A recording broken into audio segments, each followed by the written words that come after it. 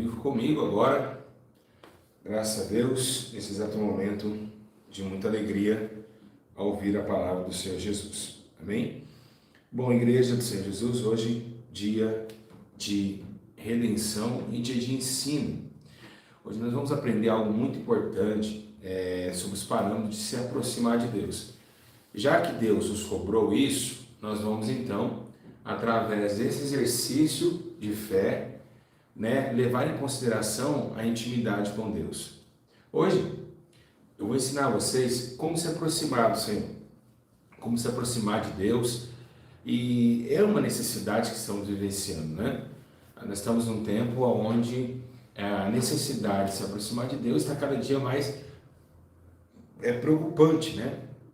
É muito preocupante quando você vê toda a terra distanciada do Senhor, toda a terra longe dos seus mandamentos.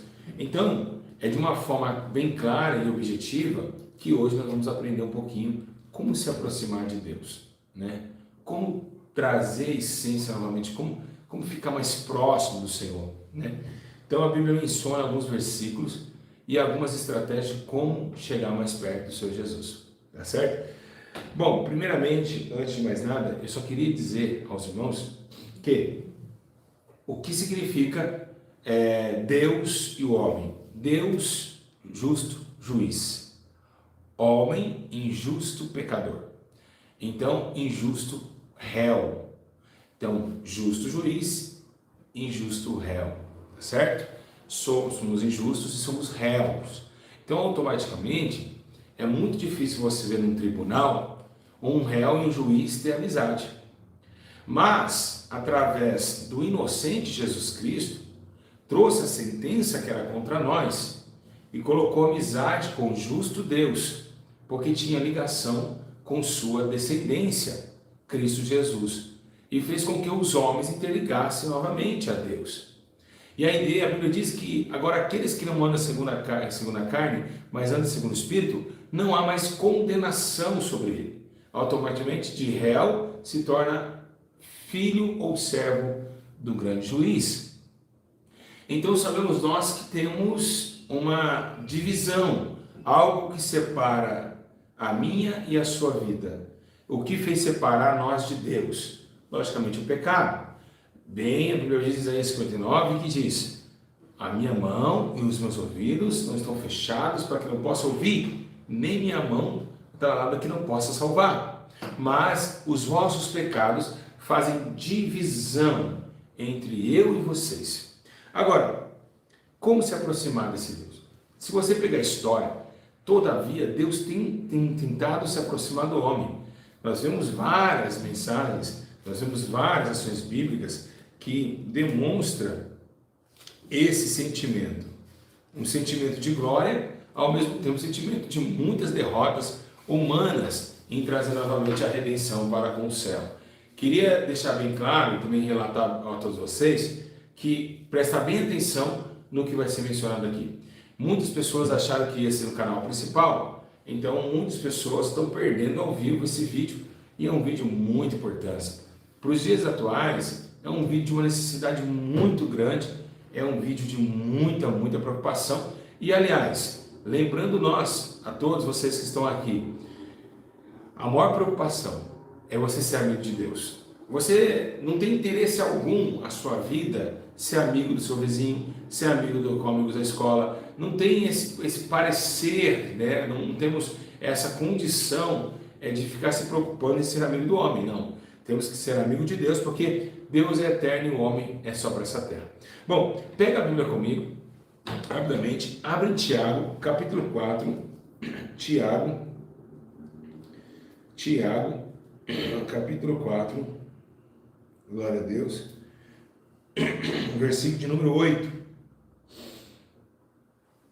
Tiago, capítulo 4. Se você ainda não deu seu like, compartilha isso, porque tem pessoas que ainda não viram, tá certo? Que não viram ainda o ensino, tá certo? Eu não notifiquei no Telegram, não deu tempo. Então, rapidinho, Tiago, capítulo 4, verso 8. Está escrito assim: aproxime-se de Deus, se chegar a Deus e Deus chegará a vocês. Pecadores, limpem as mãos, e vocês que têm a mente dividida, purifiquem o coração. Né? Essa é uma tradução mais futurística. Presta atenção. Ó, chegai-vos a Deus, e Deus chegará até vocês. Então, automaticamente, sabemos que não é impossível termos amizade com Deus. Não é uma coisa impossível. Está dizendo que se nós chegarmos a Ele, Ele chegará até nós. Olha que coisa interessante. Então, automaticamente, o tempo que nós se afastamos através das ações da carne e também da iniquidade, dos processos de sedução e prazeres dessa terra, automaticamente Ele também vai nos afastar. Por quê? Porque o pecado cheira mal às narinas de Deus. E Deus não quer ficar perto de nada que cheira mal às suas narinas. Então, o que Deus tentou e já tenta há muito tempo é ter amigos na terra. Todos os homens, a maioria deles, muitas vezes, quando Deus chamou de amigo, um caso também Abraão, quando Deus chega e diz: Abraão, meu amigo, né? Tá vendo essas estrelas do céu? Olhe se você as pode contar. Tamanho será a sua descendência como promessa. E por que Deus colocou Abraão e chamou ele de amigo? Porque Abraão obedeceu a sua voz e ainda deixou tudo que mais ele amava, que era pertencente à família dele, para ir numa terra onde ele não viu, para ouvir uma voz dos altos céus e ser guiado pelaquilo que ele não via. E hoje nós somos guiados como Abraão. Por que ele é nosso pai na fé e amigo de Deus? Porque somos também guiados como Abraão. E me explique como é. Sim, nós não vemos Jesus, mas também não ouvimos muitas vezes pelo Espírito. Ouvimos, mas muitas vezes não. Mas pela palavra, que traz luz para nossos caminhos, vamos na direção de um sentido, do afastamento da imoralidade, da prostituição, e se purificando dia após dia para a redenção da eternidade. Agora, quando Abraão recebe a promessa, ele não viu Deus, mas ele acreditou naquilo que ele ouvia. E muitos de vocês às vezes não sabem ler, mas através da minha palavra, na boca que está saindo pelo Espírito Santo, você está acreditando naquilo que você ainda não consegue enxergar. Como a energia, ela não se vê, mas ela existe. E assim Abraão se tornou amigo por colocar a fé em prática, ao ponto de dar seu único filho, ao tal ponto de lá o anjo aparecer e dizer: não faça tal coisa. Então essa amizade que Deus teve com Abraão. E a outra coisa interessante que nós vemos na história, nós vemos que tem amigos que Deus fala, mas tem amigos que Deus somente sonda. E também vive aquele olhar de paquera. Sim, você poderia estar achando que eu estou falando natureza carnal, mas não é. Deus, ele paquera, nós somos a menina dos seus olhos. É como se fosse um grande cavaleiro olhando para aquela donzela que tanto ama. Assim também aconteceu nos versículos, nos livros de Jó, quando Satanás odiava a terra, e chegou uma menção onde ele diz: está vendo meu servo Jó? Se você está vendo, é porque eu estou vendo também. Então Deus estava contemplando a vida de Jó. Não chamou Jó para ir numa terra alguma, como fez com Abraão, mas paquerou o seu jeito de viver, porque era um homem justo, íntegro, se afastava da aparência do mal. Mas esse também chegou a ter acessibilidade de ser chamado amigo de Deus. São outros homens também, como Moisés, que vem com as mãos cheias de sangue, tomando ali de morte, mas depois do homicídio que praticou dentro dos confins do Egito, foi chamado também para levantar o povo, a libertar o povo de Israel, que estava preso desde a morte de José do Egito. Então vemos que realmente são homens diferenciados que teve um potencial enorme, ao ponto também de Gideão estar no lagar e dizer: homem valente, eu conto contigo, mas eu sou o mais pequenino da casa dos meus pais. E quantos de vocês estão achando pequeninos? Quantos de vocês estão achando que não pode, não consegue e não faz? Mas Deus escolheu as coisas que não são para aniquilar as que são, ou vice-versa. E aí nós vemos que as coisas loucas fazem com que os sábios fiquem mais loucos ainda. Porque Deus pega aquilo que não é, aquilo que não pode, aquilo que não parece ser, e transforma na sua redenção. Então essa amizade que Jesus veio, que dizendo: eu não vim para os que estão justos, eu vim para os que estão os pequenos e feridos, é para trazer amizade novamente para aqueles que não tinham amigo, pessoas que não tinham alguém para confiar. Então Deus colocou o teu filho agora como verbo vivente para trazer a transação de um novo conhecimento. O conhecimento da paz, da justiça e da integridade dos homens diante de um mundo tão tenebroso e sombrio. Enquanto o mundo gerava em torno de trevas, cansaço e iniquidade, Jesus trouxe a nós a redenção da nova aliança, tentando trazer a todos os homens, os pecadores, a redenção da sua graça. E pela misericórdia, somos alcançados pelo genuíno amor do Evangelho verdadeiro, trazendo a essência da palavra de Deus. Isso faz a menção do teu poder e se reflete em nós a sua glória, ao ponto que ele disse: eu já sou a luz, estou indo embora, mas vocês agora são a luz do mundo. Vocês são o sal da terra. E essa unificação de entender que o céu e o ser humano pecador miserável pode estar na mesma sintonia é algo muito importante. O que Deus requer de nós? Amizade. O que Deus requer de nós? Uma ligação verdadeira, justa e honesta. Muitos de vocês jamais aguentaria ter um amigo que assim te traiu, porque amigo conta segredo para o outro, e assim Deus quer contar os seus segredos. Ao ponto de chamar Jeremias e dizer: Jeremias, se você não sabe, se você clamar a mim, tem coisas que é segredo meu, eu te conto. Clama a mim, Jeremias 33, versículo 3, que eu responderei e anunciar coisas grandes e firmes que ainda ninguém sabe. Mas se você clamar, eu quero ser seu amigo e contar o meu segredo para você. Coisas porque a Bíblia diz: Davi tentou entender o transladar de Deus, mas não conseguiu, porque Davi estava vendo a sintonia que estava vivendo dentro do templo e vendo que realmente não tinha ninguém que poderia sondar os pensamentos daquele que estava no céu. Assim, Davi escreve uma carta dizendo que insondável os seus pensamentos, mas até aquele ponto, porque Deus trouxe essa graça de se revelar a nós pelo teu espírito da sabedoria e do conhecimento, que veio através da redenção do sacrifício na cruz.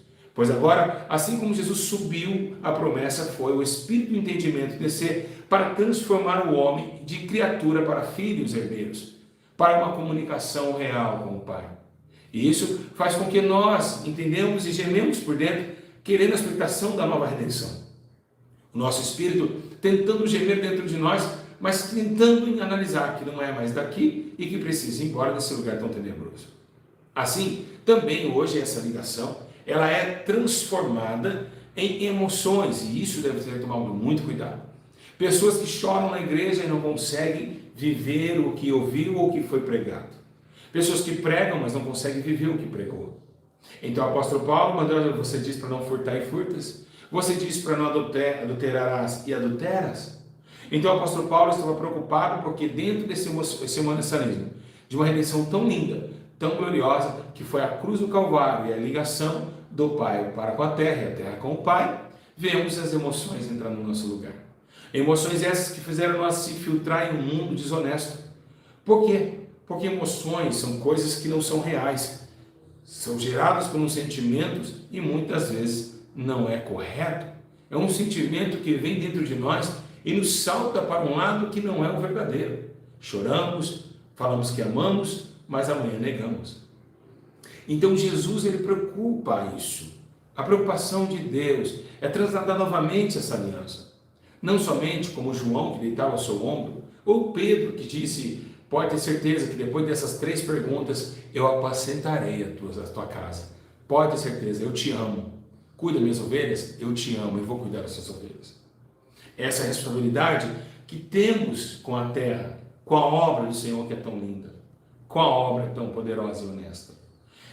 Então toda a escassez desse tempo presente se revela na não atitude e não compromisso com a verdade e burlando suas leis e tentando analisar práticas humanas.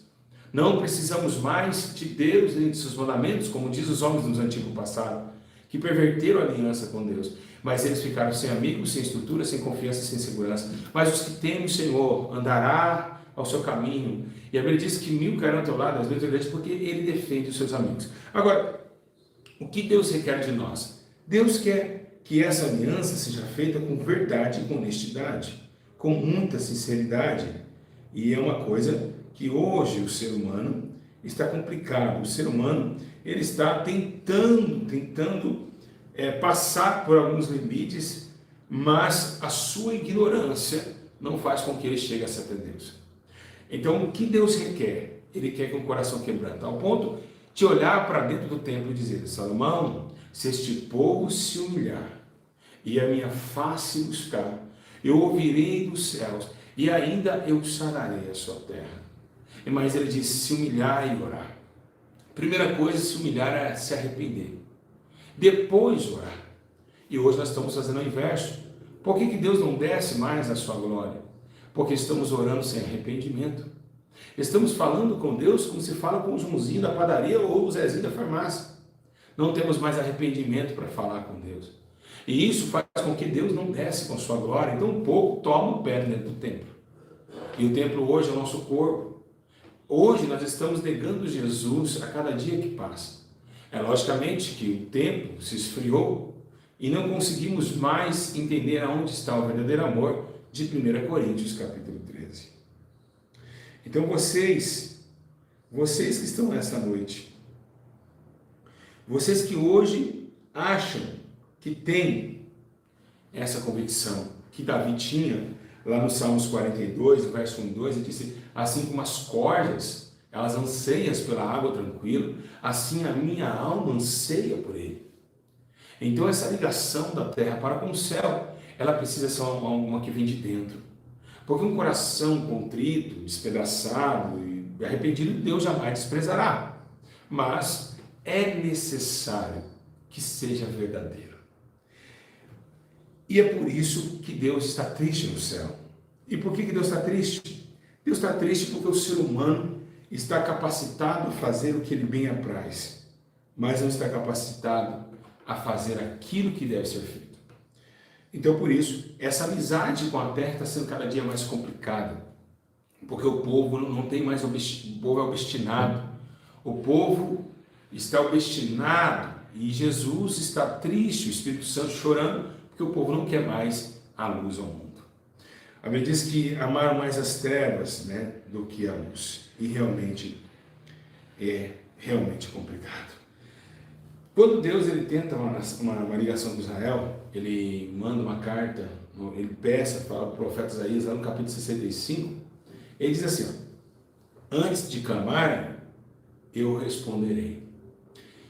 Imagina, ainda não estarão falando, mas eu os ouvirei. Eu tenho uma aliança com você. Porque antes de você falar, já sabe o que você vai falar, Jesus falou isso. Né? Então, antes de vocês clamarem, eu sei sua necessidade. Então Deus é um Deus muito zeloso com seus amigos. Ele manda anjos para te defender. Ele tem todo, ele te dá um recurso inteiro. Ele te dá, é como se fosse uma empresa, a vinha do Senhor. A vinha do Senhor é como se fosse, olá, tudo bem? Olá, senhor, tudo bom? Qual é o seu nome? Júlio César. Bom, Júlio, nossa vaga é para missionário e evangelista, tá bom? A sua função aqui é ir para todo mundo, pregar o evangelho a toda criatura. Tudo bem, senhor. Está preparado? Estou preparado. Mas e aí, qual que vai ser os bônus? Não é agora, a gente não tem hora para pagar. Porque o pagamento é depois da morte, é claro, então não tem hora para pagar. Não estou gostando muito não desse trabalho não, acho que eu vou para outra empresa. Mas ó, Jesus chega para mim, porque ele que está me entrevistando, ele fala, tá bom, para você não ir para outra empresa, eu vou fazer vou colocar um bônus aqui no lerite. Qual é o bônus? O bônus é que se você ganhar uma alma que você perverter do caminho da injustiça, eu perdoo multidões de seus pecados. Tudo Jesus fez, e ainda eu vou chamar você de sábio, porque quem ganha alma sábio é, quem tem sabedoria, entenda. E ali, Jesus faz esse convite aos homens para trabalhar na tua vida, dando abono para ele, tirando o peso dos seus pecados, das suas injustiças, e ainda entregando o domínio do céu, domínio esse entre aspas, é claro, porque assim como ele é, assim o veremos, mas julgaremos também juntamente com ele. Então claramente a gente vai ter um domínio junto com Cristo na sua volta. Agora, o que precisamos saber é que esse domínio e esses frutos de videira, e aonde não falta água e nem pão, é necessário sofrer e padecer, negar sua própria existência, viver os seus limites, passar e ultrapassar eles também pela fé, porque pela fé saltamos vales, muralhas, pela fé enfrentamos o leão, o urso, pela fé enfrentamos Golias, que vem com espada, com escudo, mas nós vamos em nome do Senhor. E então, pela fé, todos venceram. O apóstolo Paulo diz que pela fé, Moisés, Abraão e todos os heróis da fé, que está escrito no livro de Hebreus, eles venceram através da fé. E assim, não é diferente dos nossos dias atuais. Precisamos ter o contato da fé para vencer os leões, os ursos e os gigantes que aparecem em meu caminho com espada e escudos. Entretanto, temos uma dimensão espiritual a zelar, que é a obediência da sua palavra e a eficácia do teu poder. Com simplicidade, com choros, jejuns, grande agonia de espírito, pedindo misericórdia em nossas falhas. Pois não podemos continuar nas falhas. Precisamos enfrentar ela com ética, com transparência e com domínio próprio. Trazendo isso à redenção do nosso poder, para trasladar dentro de nós o poder do ciclo da sua história, da crucificação, do tempo onde ele chorou, quando viu Jerusalém matando os profetas. E isso faz com que a nossa história mude. E é o que Deus precisa. É o que Deus conta com o homem. Ele precisa que o homem volte para ele urgentemente, para que essa obra tão linda, tão poderosa não pare por aqui. É assim que Deus está dependendo de você e precisa de você que está em casa. Você que está me vendo agora, Deus precisa e quer uma aliança nova com você. Mas é necessário nascer novamente, para que os frutos de justiça transbordem a iniquidade que opera em nós. Porque aquele que fizer juízo e justiça certamente viverá e não morrerá pela iniquidade que transporta em nós. Pela justiça que praticou, nós devemos viver. Então, esse é o poder do Senhor. É a glória dos seus efeitos. É o poder da translação do ser humano aqui, que vai um dia morar na reina da glória. Poderemos sim acreditar em muitas histórias em quadrinhos, como Rapunzel, Cinderela, mas existe uma história que vai se findar e vai ser real. Que um dia um príncipe irá nos resgatar desse castelo de amargura chamado vida terrena e nos levará para a grande glória do seu castelo celestial. E isso virá com um cavalo branco e na tua coxa escrito Rei dos Reis, Senhor dos Senhores. A terra vive e geme pelo pecado e iniquidade. Os homens estão indecisos, estão perdendo o caminho. Mas Jesus disse, eu sou o caminho, a verdade e a vida. Ninguém vê ao Pai senão por mim. Mas se está escuro e não consegue me enxergar, vai para a minha palavra, porque elas testificam de mim. Então, será luz para os seus caminhos e lâmpada para os seus pés. Então, automaticamente pela minha palavra, vocês vão viver e vão me encontrar no meio dessa escuridão. Assim, Deus trocou o seu poder? Não. Deixou-se, humilhou e saiu em forma de servo. E assim padeceu por mim e por você. Deus amou o mundo de tal maneira que deu seu único filho, para que todo que nele crê e quer ser amigo dele, não morra, mas tenha a vida eterna. E é isso que a igreja precisa acordar. É isso que precisamos voltar aos princípios das práticas que eram verdadeiras e poderosas. O tempo das humilhações e choros e pranto. O tempo quando nós éramos vivenciando um tempo de salvação, ao ponto de chorar, ler a sua palavra, conhecer mais o seu caminho e transladar no seu próprio amor. Deus conta com todos nós, para que possamos juntos sofrer aqui embaixo pelo seu reino, assim como os apóstolos, discípulos sofreram. Como se aproximar de Deus com o coração reto, com uma alma quebrantada, com o espírito interlaçado em sofrimento muitas vezes, mas com arrependimento na alma. E isso vai fazer com que vocês tomem o conceito da tua graça e da glória do seu poder. Vamos, se nós conseguimos chegar lá, através de muita humilhação, através de muita vigilância quando saímos de casa, nós vamos sim conseguir estar mais próximo de Deus. Igreja, muitos de vocês em casa pode olhar e dizer, ele está lendo, eu não estou lendo uma folha sequer à minha frente. Muitas pessoas ficam de boca aberta pela minha sabedoria, de saber hoje um dos pastores mais sábios desse Brasil. Mas eu não me glorio nisso. Essa sabedoria eu não posso ficar para mim, eu tenho que repartir com você. Pois está escrito, quem tem sabedoria, divide para quem não tem. e reparta-o. Então, ela não é minha, ela veio do Senhor há 13 anos atrás. O compartimento da sabedoria que abriu os céus, abriu e desceu como chuva e tomou os meus lombos e me encharcou com sua graça e com seu amor. Isso, muitas pessoas poderiam dizer, meu Deus, tem uma cortina atrás dele, ele está lendo, não estou lendo. Quem está falando com vocês é o Espírito da sabedoria de Jeová, o Todo-Poderoso, que reina dentro dos nossos corações e faz-nos entender as metas e as metáforas dessa vida, mesmo ainda tendo vírgulas no caminho. Pois o ponto final não será aqui, será lá em cima, porque será o ponto final da morte, o ponto final da fome e da sede.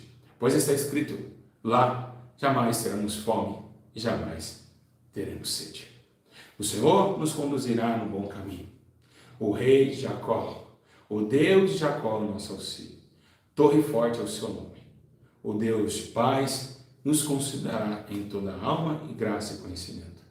Porque o Deus de toda grandeza suprirá nossas necessidades em glória por Cristo Jesus, nosso Senhor. Que Deus abençoe todos vocês, que o Espírito Santo abrace vocês de uma forma gloriosa e que nós podemos seguir o cronograma que estamos começando nas orações da madrugada, nos jejuns e nos choros, e poderemos se aproximar do Senhor. Pois o Senhor não está, de forma alguma, irado ou com contenda com o homem. Ao contrário, Ele quer que todos se aproximem dEle. E é o que nós vamos fazer. Um grande abraço a todos. Fiquem na paz do Senhor Jesus e na força do poder de Deus. Pois o Espírito Santo está na terra para dar a cada um segundo a sua recompensa. Logo, logo, estaremos num corpo glorificado de glória e estaremos indo para o Senhor na glória. Nesse dia, será dia de muita festa, onde os nossos corações deixarão de ser impuros e estaremos num corpo incorruptível, que jamais haverá o pecado e a morte. Nesse dia, trasladaremos um ser novo e tomaremos da água da vida. Receberemos novo nome, novas vestes, novo céu, nova terra e cantaremos um novo cântico. Pois tudo se fez novo. E o que se passou, passou.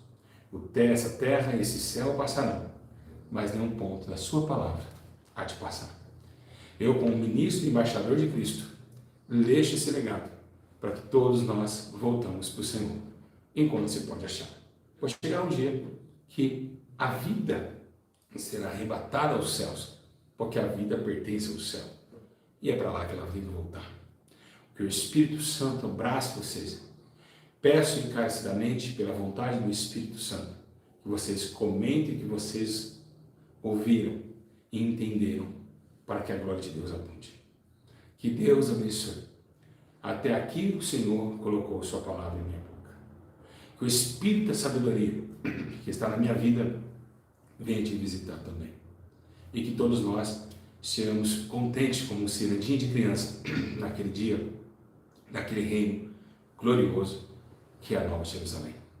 Do lado do Todo-Poderoso Deus estaremos o nosso coral, os nossos irmãos que venceram este mundo e estão com vestes novas, com pão nas mãos, cantando: Santo, Santo é o Cordeiro, e o seu reino é bendito e eterno. Igreja, beijo vossos corações. Não li nada, não foi nada decorado, tudo pelo poder do Espírito. Que Deus abençoe e que você compartilhe esse ensino para dizer às pessoas que Deus procura verdadeiros adoradores. Não é somente naquele monte, não é em monte baixo.